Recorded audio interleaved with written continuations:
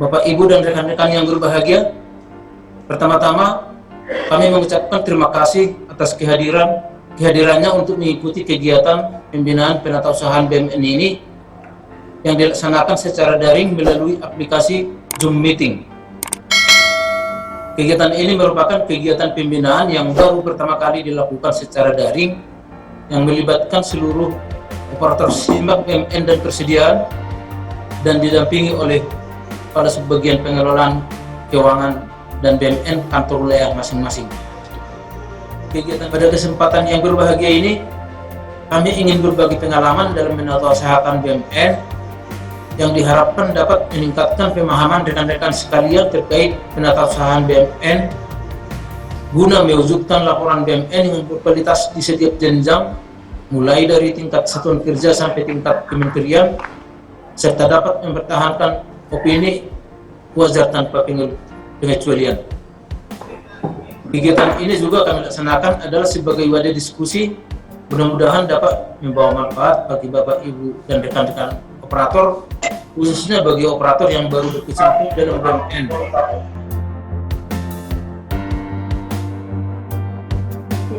Ini Bapak Ibu Bapak sekalian, ini kegiatan ini istilahnya serius tapi santai ya, bisa.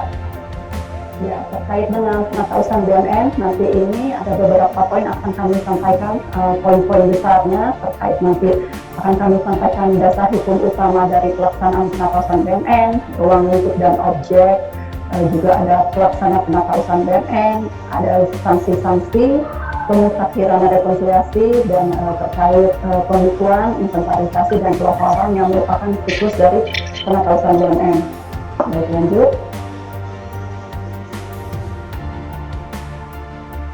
Ya, dasar hukum yang utama yang rekan-rekan harus pahami atau mungkin nanti bisa dipelajari kembali, pelajari ulang. Tentunya yang pertama adalah PP 71 tahun 2010 mengenai standar akuntansi pemerintahan.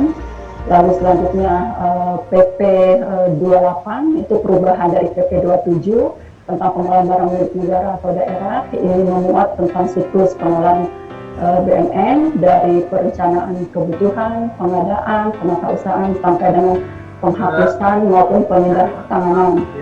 Lalu selanjutnya masuk ke penatausahaan BUMN. Di sini ada dasar hukum yang harus dipahami dan dipelajari lebih lanjut bagi rekan-rekan yang baru bergabung. Di sini ada PMK 181 tentang penatausahaan BUMN, PMK tahun 2016. Di PMK inilah dasarnya nanti pelaksanaan penatausahaan BUMN terkait pencatatan, pembukuan, inventarisasi, dan yang terakhir pelaporan.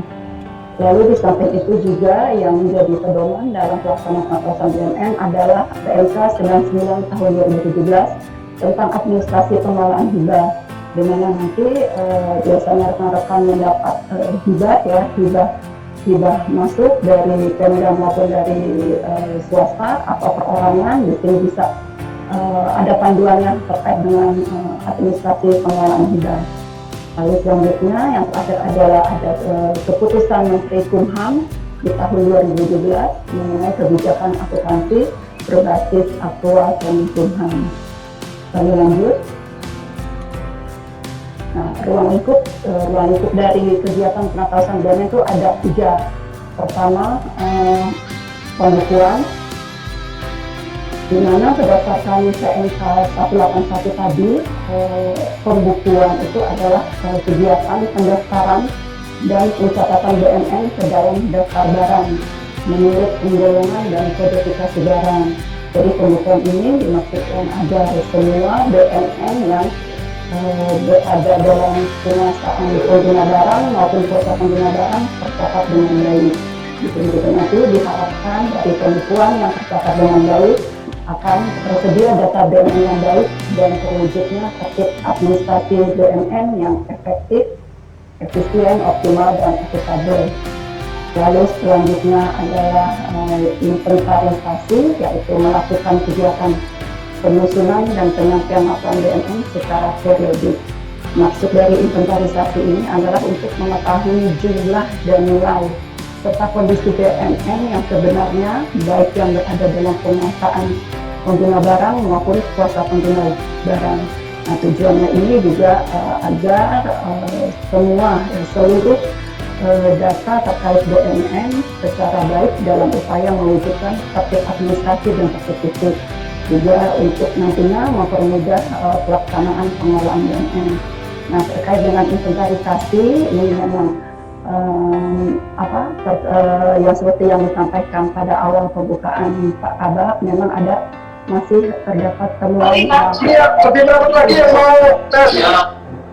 sudah kami tindak lanjuti, namun memang belum sesuai rekomendasi. Jadi mohon izin, beberapa waktu yang lalu kami menyampaikan surat terkait inventarisasi yang nantinya diharapkan sebelum tanggal 20 Desember hasil inventarisasi seluruh satker sudah disampaikan kepada kami. Nah, kemarin ini memang inventarisasi sudah pernah ada surat edaran terkait inventarisasi, dan ada beberapa satker maupun kanwil sudah menyampaikan ke kami, karena belum secara keseluruhan seluruh satker melakukan inventarisasi, maka terhadap temuan inventarisasi ini belum sesuai rekomendasi. Jadi diharapkan nanti pada akhir Desember seluruhnya sudah melakukan inventarisasi sesuai dengan lampiran yang ada. Tata caranya, cara-cara inventarisasi di lampiran 3 PMK 181 itu rekan-rekan diharapkan dapat panduan melakukan inventarisasi melalui PMK 181. Jadi setelah seluruh satker melakukan inventarisasi, itu hasil inventarisasinya akan kami laporkan dan akan kami rekap untuk disampaikan kepada tim BPK. Jadi semoga ini nanti temuan terkait inventarisasi sudah bisa di-drop untuk temuan laporan keuangan di tahun berikutnya. Lalu yang terakhir pelaporan. Nah, pelaporan ini melakukan kegiatan pendataan, pencatatan, dan pelaporan hasil pendataan BUMN. Maksud dari pelaporan ini agar semua data dan informasi mengenai BUMN dapat disajikan dan disampaikan kepada pihak yang berkepentingan dengan akurat setiap semester dan tahunannya. Untuk pelaksanaan pelaporan ini tentunya dilaksanakan oleh seluruh unit akuntansi yang melakukan pengawasan BUMN, mulai dari tingkat satuan kerja, tingkat wilayah, eselon 1 hingga di kami di tingkat kementerian. Baik, lanjut.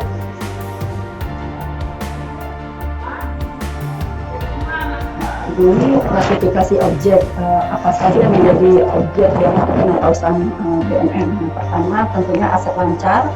Di sini dalam hal ini adalah persediaan. Contohnya di satker Kumham ada ATK, gembok, botbol, dokumen imigrasi dan sebagainya.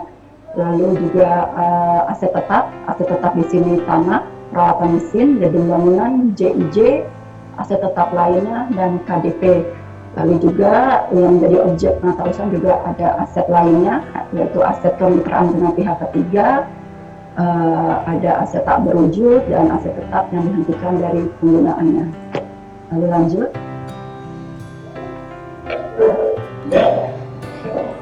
Nah, terkait dengan pelaksana penatausahaan.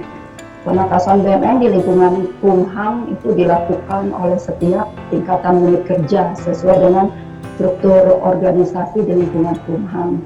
Jadi pelaksana penatasan BUMN ini sudah ditetapkan dengan keputusan Menteri Hukum dan HAM tahun 2021 tentang pelaksana penatasan BUMN di lingkungan Kumham. Ini memang baru disahkan oleh Pak Menteri di awal bulan November.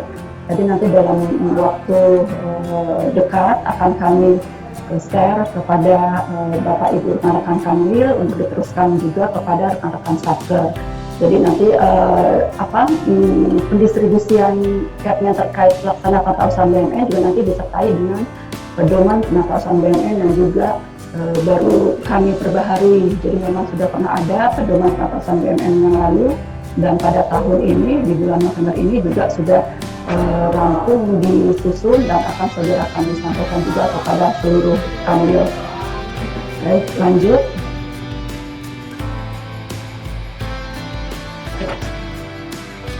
Untuk pelaksana perusahaan yang tadi sudah disampaikan dari tingkat Satker, tadi sebelumnya dari tingkat kementerian, tingkat Eselon 1, dari tingkat Kanwil sampai dengan Satker, ini diharapkan bagi pelaksana perusahaan BUMN dapat mempedomani peraturan perundangan terkait perusahaan BUMN yang penyusunan laporan keuangan, di mana nanti kalau kita sudah berpedoman pada peraturan atau ketentuan-ketentuan dasar hukum yang tadi sudah disampaikan, diharapkan nanti dalam penyusunan laporan BUMN maupun laporan keuangan dan pelaksanaan perusahaan BUMN dapat berjalan sesuai dengan ketentuan dan dapat meminimalisir temuan-temuan yang akan terjadi. Lalu selanjutnya juga diharapkan kita dapat memahami alur bisnis pelaksanaan perusahaan BUMN. Ini juga berpedoman pada ketentuan atau peraturan-peraturan yang sudah ada sehingga tidak terjadi kesalahan atas pelaksanaan perusahaan BUMN.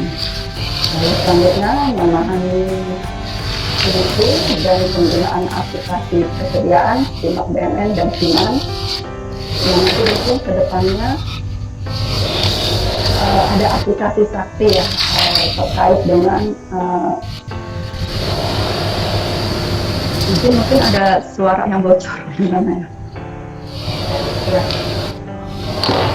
Terkait dengan penggunaan aplikasi tentunya juga rekan-rekan sudah paham, mungkin nanti ada di akhir sesi ada diskusi terkait dengan apa yang sedang kita kerjakan atau ada hambatan kendala dalam pelaksanaan dalam perusahaan kesediaan maupun nanti aset tetap.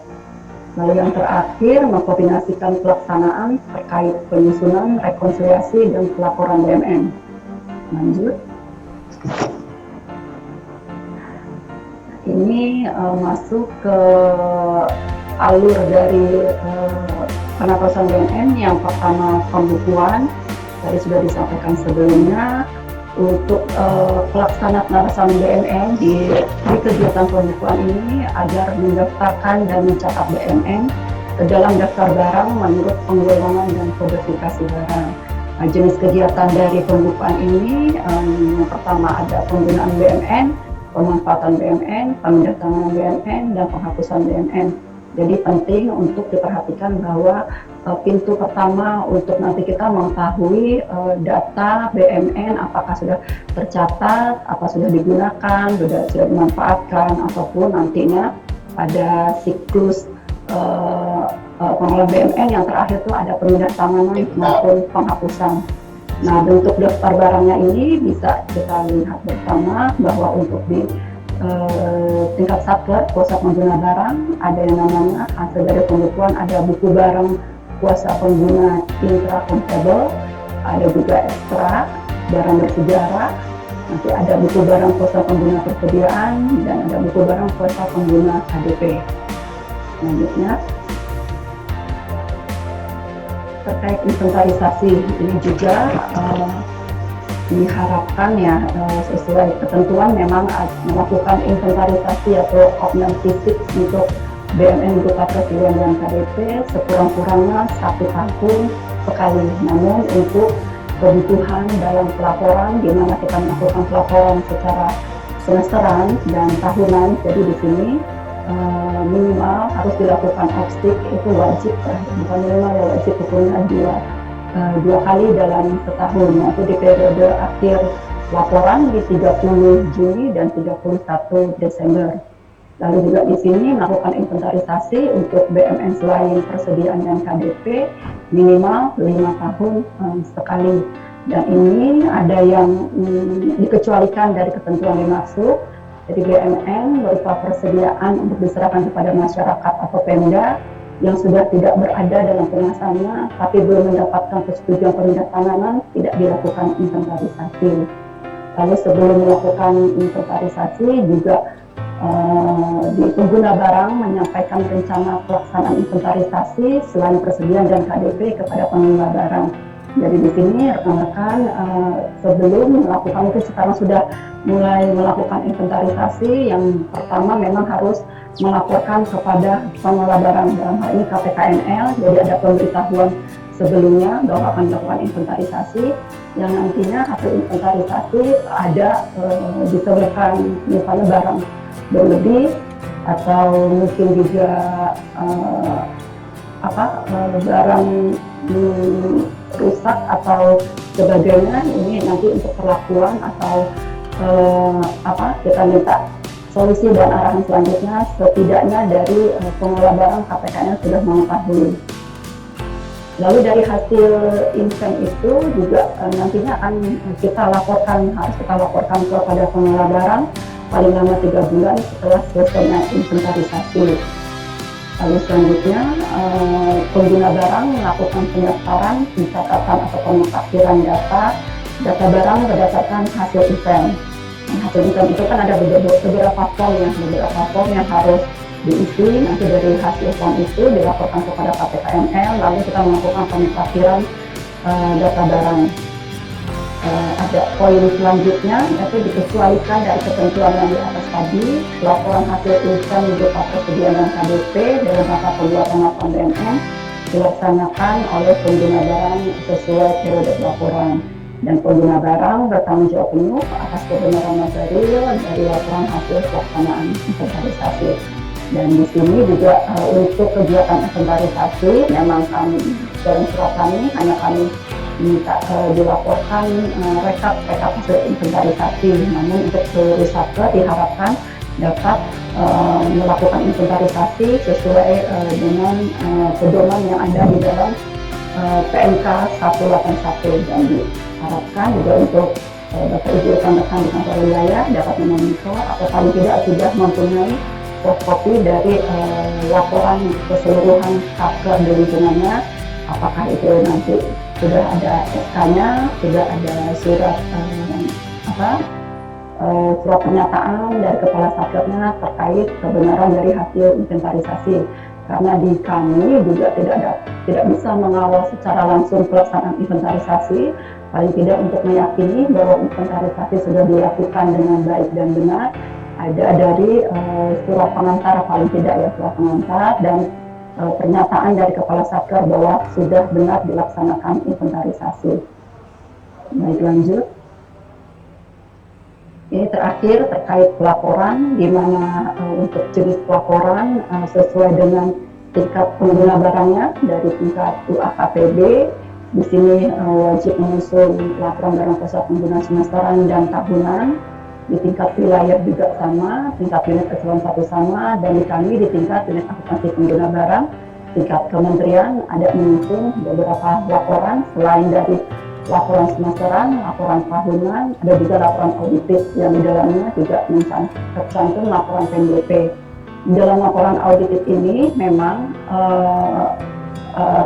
kami susun setelah laporan unaudited ataupun laporan tahunan dilakukan audit oleh tim BPK. Jadi mohon izin sebelumnya, mungkin nanti dalam waktu dekat ya, kita akan menyusun laporan tahunan yang nanti dirangkai dengan adanya koreksi-koreksian untuk menyusun laporan auditif.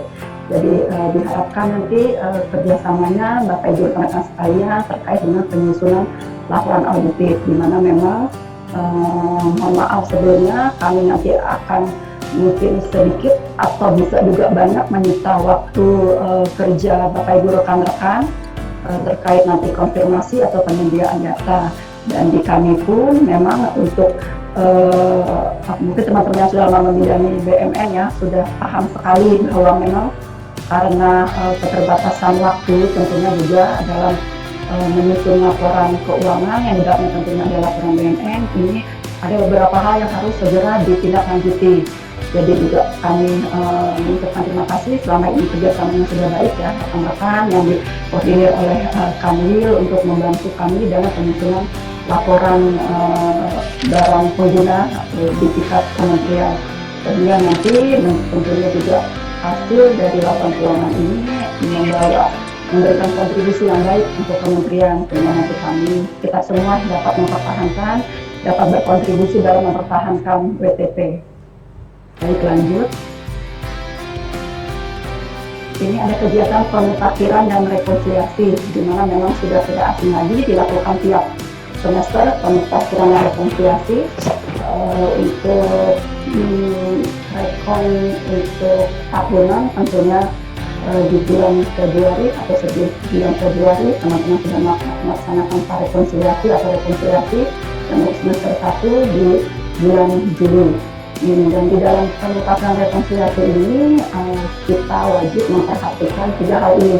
Dari pertama saldo awal, di mana saldo awal dalam pasang rekonsiliasi khususnya untuk saldo auditif diharapkan tidak ada pergerakan sama sekali. Jadi memang sudah dikunci untuk saldo awal, walaupun nanti ada bergerak 1 atau 2 rupiah pun tidak dimungkinkan. Jadi diharapkan kita tetap konsisten mempertahankan saldo awal di 1 Januari. Lalu selanjutnya pemutahiran rekonsiliasi dilaksanakan untuk transaksi periode berjalan, lalu juga untuk pengelolaan BUMN. Jadi hasil dari kegiatan pemutahiran rekonsiliasi ini tidak hanya berupa angka maupun mutasi ya, transaksi mutasi, tapi juga nantinya ada informasi atau penyajian pemutakhiran dan rekonsiliasi terkait pengelolaan BUMN, khususnya mungkin di sini nanti terkait dengan penggunaan BUMN, pemanfaatan, penghapusan maupun penertiban BUMN. Nah, hasil dari ketiga hal ini, hasil pemutakhiran dan rekonsiliasi data BUMN nanti dituangkan dalam berita acara rekonsiliasi yang nantinya ditandatangani oleh pelaksanaan usahaan pada pengguna barang dan pengelola barang sesuai jenjang kewenangannya. Lanjut. Nah, ini kami sampaikan juga terkait sanksi. Tentunya setelah apa yang kita lakukan selama ini, apa yang sudah kita upayakan, bekerja dengan sungguh-sungguh terkait pengelolaan BUMN, diharapkan kita tidak mendapatkan sanksi yang berupa pengelola barang dapat menolak usulan pemanfaatan, pemindahan atau penghapusan terhadap BUMN. Nah, ini sanksi bisa diberikan kepada pengelola barang apabila Tapker tidak melakukan pendaftaran BUMN ke dalam daftar barang. Nah, ini perlu diperhatikan, ada beberapa kemarin temuan terkait dengan tidak melakukan pendaftaran barang-barang hibah atau hibah yang tahun yang lalu tapi belum didaftarkan. Jadi ini mohon perhatian juga agar kita semua seluruh Tapker tidak mendapatkan sanksi terkait dengan penolakan usulan pemanfaatan dan sebagainya. Lalu juga ada sanksi dari pengelola barang, yaitu pengelola barang berwenang menerbitkan surat peringatan kepada pengguna barang atau kepada kuasa pengguna barang yang tidak melakukan pemutakhiran dan rekonsiliasi data. Di sini juga pengelola barang berwenang memberikan rekomendasi mengenai sanksi penundaan penerbitan SP2D paling lama 7 hari kerja setelah diterbitkannya surat peringatan. Ini sanksi ini diberikan apabila kita tidak menyampaikan laporan atau tidak melaksanakan pemutakhiran dan rekonsiliasi. Nah, kalau kami kira sih untuk penyampaian laporan juga perlu diperhatikan tanggal waktunya sesuai dengan tingkatan dari unit akuntansi, di mana untuk kami di tingkat kementerian itu di akhir bulan Februari dan akhir bulan Juli untuk penyampaiannya. Nah, apabila tidak menyampaikan tepat waktu, tentunya juga kami akan mendapatkan sanksi ketidakpatuhan dalam laporan. Jadi di sini kami harapkan kerjasama dari seluruh rekan-rekan dalam rangka untuk penyampaian laporan tepat waktu. Baik, lanjut. Nah, ini mungkin poinnya ya, poin akhir dari seluruh rangkaian smart penatasan BUMN. Di sini diharapkan karena memang penatasan BUMN merupakan bagian penting dalam pengelolaan BUMN. Jadi dengan penatasan yang baik, maka diharapkan akan diperoleh akurasi dan validitas data dan informasi BUMN yang benar. Dan nanti pada akhirnya akan berdampak pula pada langkah-langkah strategis yang diambil dalam rangka optimalisasi dan pengelolaan BUMN yang berkelanjutan.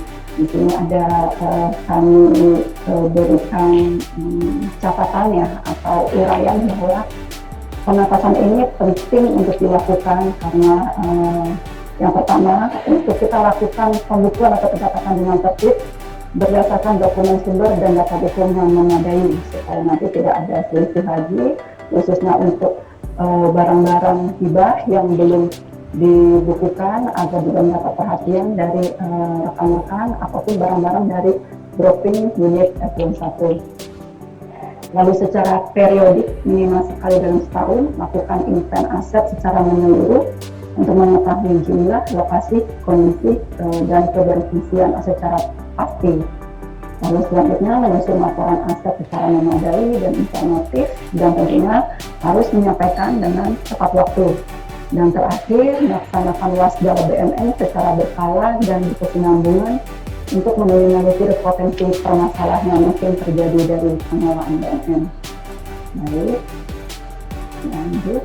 Oke. Mungkin itu ya Bapak Ibu rekan-rekan sekilas refresh lagi pengetahuan kita bersama terkait penatausahaan BMN.